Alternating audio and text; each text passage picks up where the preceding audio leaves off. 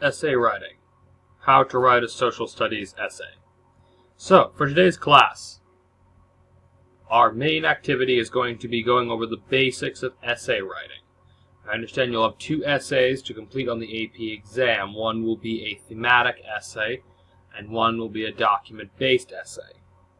So, what I'm going to be going over are some basic tips for how to write a social studies essay, as opposed to an English essay, which is what you probably have more experience with at this point. These are skills that you'll not only be using in the AP exam, but also in college, since most of you are headed on a social studies track. From what I've heard from you all, either most of you going into political science, but at least one of you, I know you mentioned was heading into history, and there's about a couple of you who I have not yet asked. So, let's take a look. So the first thing I want to talk about were discontents with English essays. The first issue is that an English essay tends to focus more on form than function. To the grader of an English essay, what's more important is that you used correct spelling, correct punctuation, that the essay seems to flow. And there also is a major emphasis on things like word count and proportionality. In other words, the essay should be so many words. There should be a relatively short introduction, a relatively short conclusion, and 2 or 3 long body paragraphs. While all of these things are very nice, to the English essay they are paramount, they're a necessity. Whereas to the social studies essay, they're much more optional. So, let's talk about a social studies essay. So, essays as arguments. This is one of the major ideas behind how history and the social sciences seem to treat essay writing, which is that your writing is actually a form of argument. So, essays are a form of written argument. The idea is that they exist in order to persuade the reader of the truth of a claim. Now, there's 2 types of reasons that can be invoked in order to try and justify a claim. So the first is epistemic reasons, and these ones that are most typically employed. An epistemic reason for believing something is as a type of evidence that makes it more likely that the claim is true. In other words, an epistemic reason for believing something is that whatever this evidence is, or this reason is something that makes it more likely that it is the case that the claim is true. Now, by contrast, you have pragmatic reasons. Pragmatic reasons are basically reasons why it would be best that you believe that the claim is true or false. So, for example, epistemic reasons. If you were writing an essay about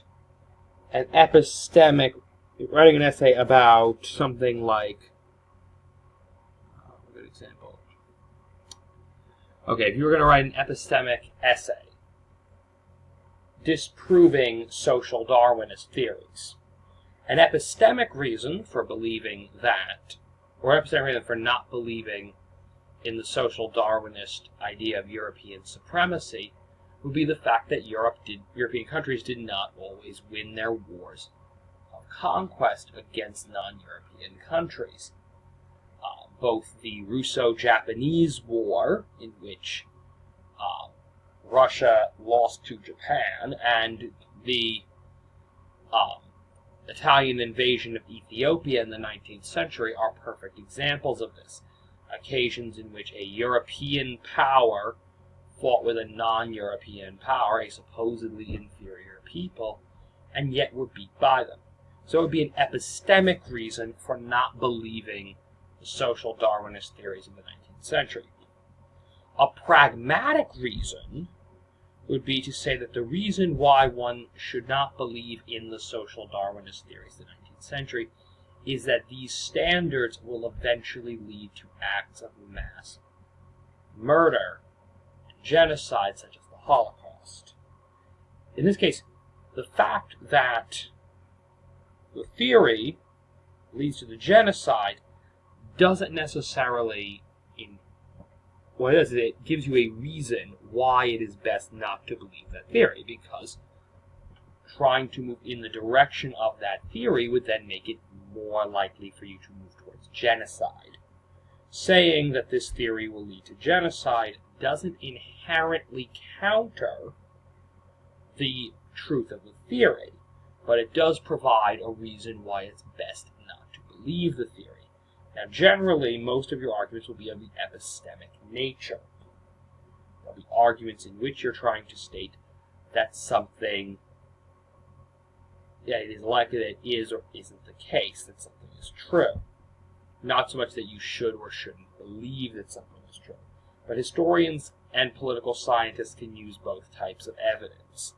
And they're not mutually exclusive. Some types of evidence can sort of be both used as epistemic or pragmatic reasons.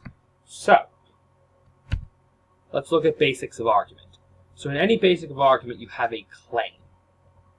What is it that you're proposing is true? Then you have evidence to support the claim.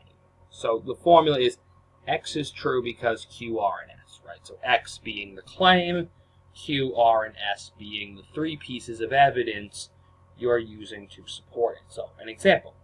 The advent of cannon artillery marked the end of medieval warfare.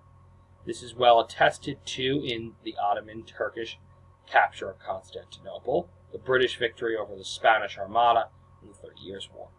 Now, if you'll notice the same formula, in this case, the individual making this example, their claim is that the advent of cannon artillery marked the end of medieval warfare. That's the claim. Now they're providing three pieces of evidence that would back that up, namely, the Ottoman-Turkish capture of Constantinople, the British victory over the Spanish Armada, and the 30 Years' War. Now, argument in essays. So the thesis statement is the claim. What I just showed you in the example on the previous page is a good example of the thesis.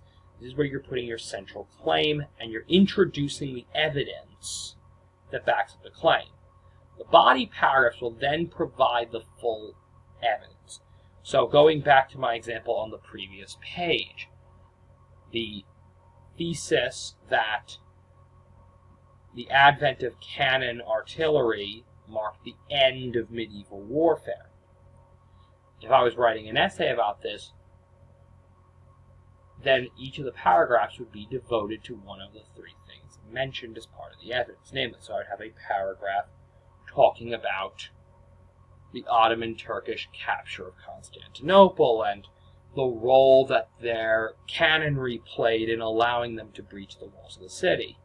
Then the second paragraph would talk about the British defeat of the Spanish Armada and discussing issues such as the long-range guns that were so effective for the British against the Spanish. You get the idea. Now, one last thing, getting fancy. So refutation, this is something that some people will do. This becomes very popular in philosophy essays. If you understand that your thesis is going against some sort of prevailing trend, or you know of an intellectual trend that says something counter to your theory, to your thesis, what you can do is a refutation. So in this case, if you're aiming to refute an argument, so let's say you were trying to refute social Darwinism, example before, you might then say, well, your first argument, you're going to explain what it is that social Darwinism is. That's going to be your first paragraph.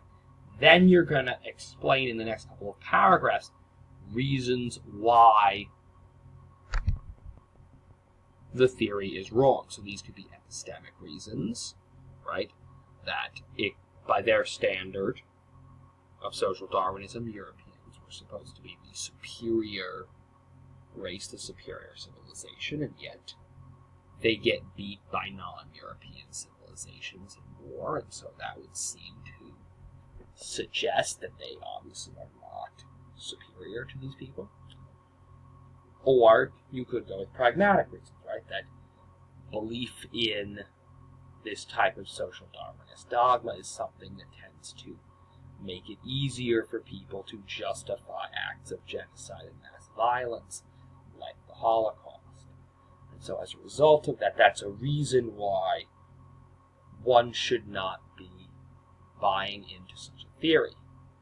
You can easily use both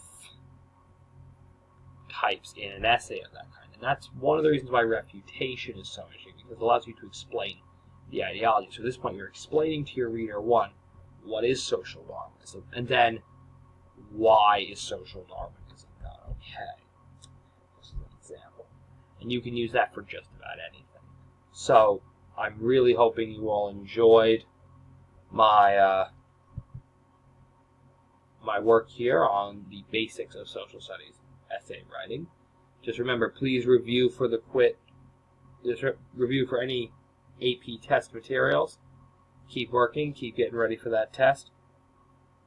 Best of luck to you all.